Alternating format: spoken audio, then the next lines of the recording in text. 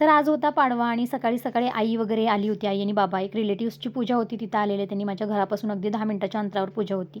मला अगोदर काहीच कल्पना नव्हती आई-बाबा येणार आहेत. आल्यानंतर मी त्यांना चहा, फराळ दिला. त्याच्यानंतर नाश्ता वगैरे झाला. बाबाचे ते शूट घ्यायला मी विसरली होती. नंतर आई-बाबा गेले आणि माझी उत्तर पूजाही झाली नव्हती अजून. त्याच्यामुळे मी घरातली पहिला कामं आवरून घेतली. पटकन सगळं आवरलं आणि खूप वेळ झाला होता उत्तर पूजा करायला खरं तर मला. तेवढ्यात त्यांची एक मैत्रीण आली इन्व्हिटेशन कार्ड घेऊन. त्यांच्या दिराचं लग्न होतं त्यानिमित्त. थोडा घरात पसारा बघून मलाच थोडंसं अनकम्फर्टेबल झालं. पण त्याच्यानंतर मी सगळ्या गोष्टी पटपट आवरून घेतल्या. त्याच्यानंतर उत्तरपूजा वगैरे मी करून घेतली. पण फार वेळ झाला होता मला आज उत्तरपूजा करायला. असं कधी होत नाही. त्याच्यानंतर सगळं आवरलं आणि आज पाडवा होता. ह्यांना ओवाळायला पण मला जमलं नाही आणि घरात सध्या एवढं स्वीट आहे ना, की काही विचारू नका. कंटाळा आला मला अक्षरशः या स्वीटचा. ह्यांना मी खूप लेट ओवाळलं रात्री. त्याच्यामुळे ते शूटही घेतलं नाही मी.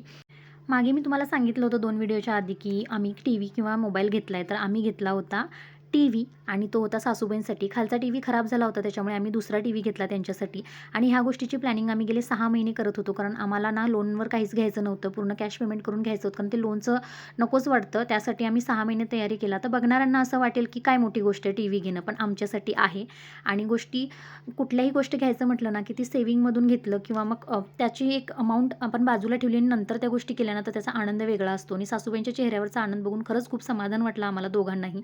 ह्या दिवाळीला आम्ही त्यांच्यासाठी काही करू शकलो, ह्या गोष्टीत खरंच खूप मोठं समाधान होतं. ग्रेशूसाठीही ड्रेस घेतला आणि मला ना ह्यावेळेला पाडव्याला खूप छान तयार व्हायचं होतं, पण ते काही झालं नाही. खूप लेट मी यांना ओवाळलं, त्याच्यामुळे तेही मी शूट इथं घेतलेलं नाही, जसं की मी आधीही सांगितलं रात्री सगळं आवरलं आणि ग्रेशूला माझ्या हातावर मेहंदी काढायची होती, जी की ती ही आहे.